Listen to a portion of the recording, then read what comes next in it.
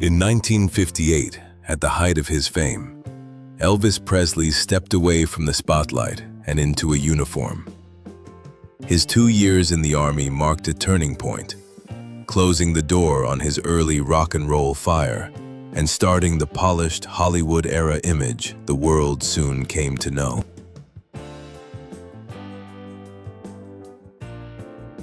Here we see an 18-year-old George Harrison in Hamburg, 1961.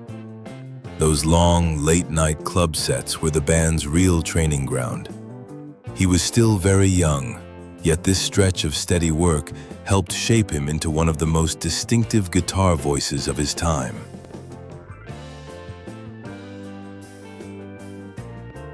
Ringo Starr in 1962.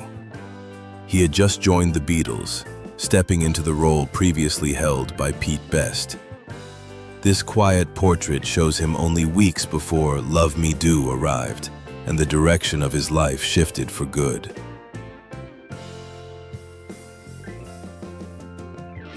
The Beatles in 1963, during the height of Beatlemania.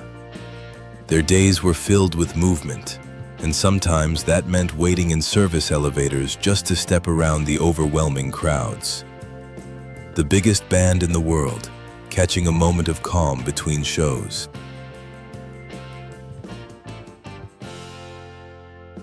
Keith Richards and Charlie Watts in 1964, on their first American tour.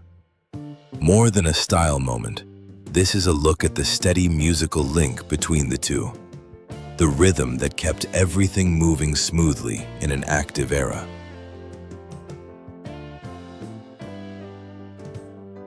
Paul and Ringo on their way to San Francisco in 1965. Beatlemania was running at full speed, with constant travel and large venues. Just 1 year later, in this same city, their years of touring would come to a natural close.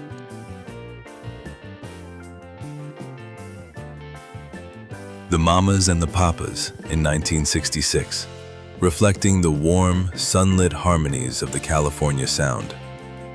Behind the music were personal pressures and shifting relationships, but in this moment, the group was still in step.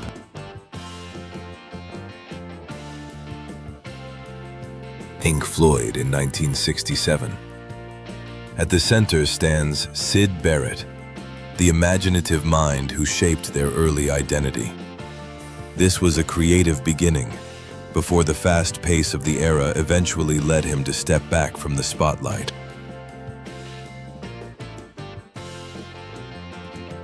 The Rolling Stones at their Beggars Banquet gathering in 1968. This lively evening became one of Brian Jones's final major moments with the band.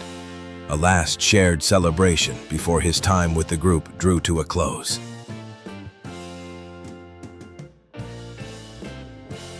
Mick Jagger in Hyde Park, 1969. What began as a simple outdoor show became a quiet moment of reflection.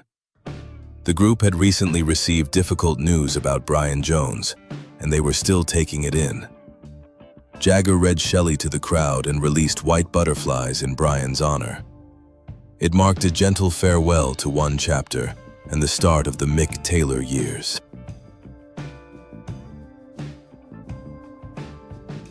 Pamela Des Barres with Frank Zappa. He encouraged her work and produced her all-girl group, the GTOs. To Zappa, the Sunset Strip was living art, and Pamela was one of the scene's most expressive personalities.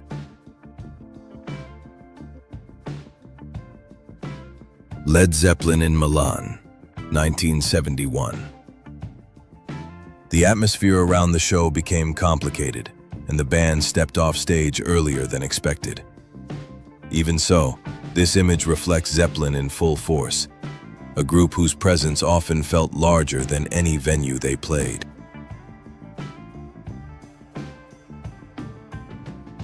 Inside Abbey Road in 1972, as the dark side of the moon came together. At the console sits a young Alan Parsons, whose inventive engineering, loops, effects, and clarity helped shape the album's memorable sound.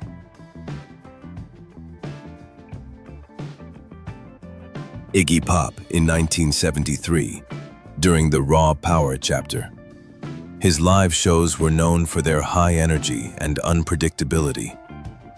What stands out here is the spark that made him a foundational figure in what would evolve into the punk movement.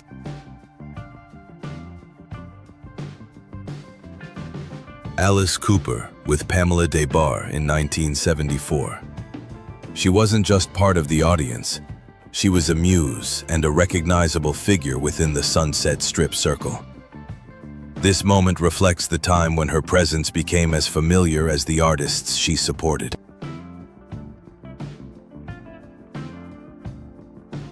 The core of Queen in one frame.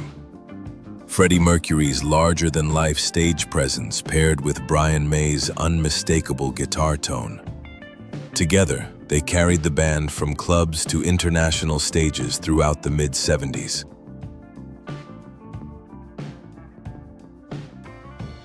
Before summer of '69, Bryan Adams fronted the Canadian band Sweeney Todd.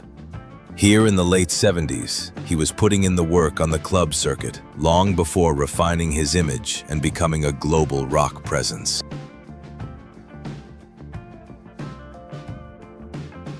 Tom Petty and Stevie Nicks. A friendship built on trust and genuine admiration. She often said he was her favorite rock musician, and their collaborations felt natural from the start.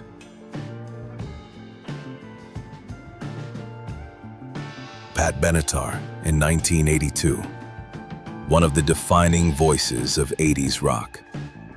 With classical training, a powerful sound, and her creative partnership with Neil Giraldo, she shaped a style that became central to early MTV.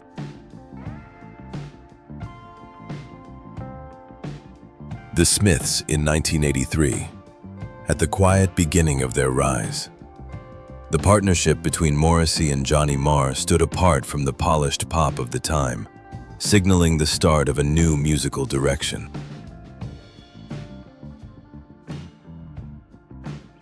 Willie Nelson and Tom Petty at the first Farm Aid in 1985. Petty was among the earliest artists to step forward when Willie called for support for American farmers. The event also marked the beginning of a long and meaningful friendship.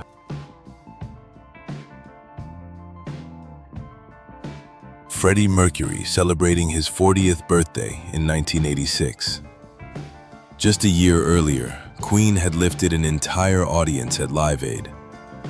This night was one of Freddie's memorable celebrations, lively and full of spirit, even as he quietly navigated a sensitive chapter.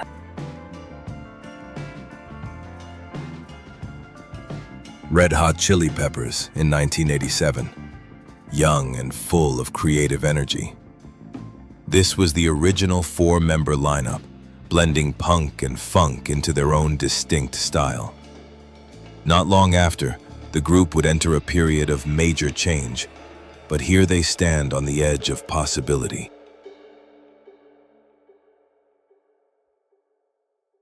Metallica in 1988, during the making of And Justice for All. This photo reflects the album's focused themes. The group was adjusting to earlier changes in their lineup, channeling everything into their most intricate music yet as they stepped into wider recognition.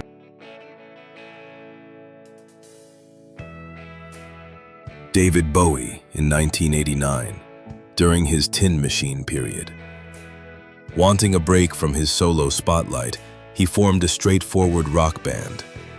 For a time, he set aside the otherworldly persona and worked simply as one of the musicians.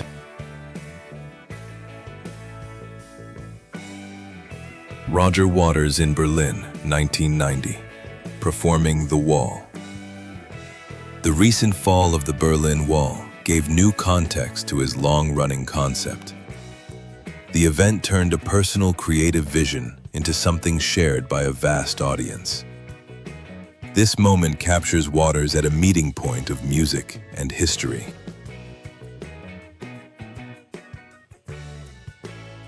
Nirvana in 1991, during the underwater shoot for Nevermind.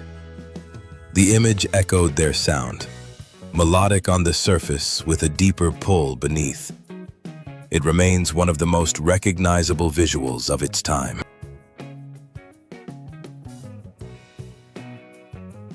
Seattle, 1992. The drop in the park show that marked a key moment for Pearl Jam. Eddie Vedder's climb wasn't just a visual. It reflected the restless energy shaping early 90s rock and placed him at the front of a new wave.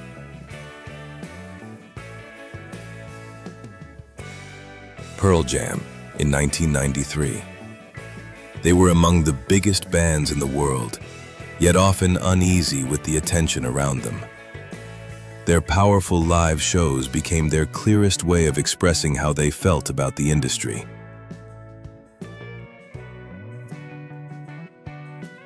Robert Smith of The Cure, an artist who turned introspection into a recognizable style. His image became familiar to many, but behind it was a songwriter with a gift for blending reflection and melody.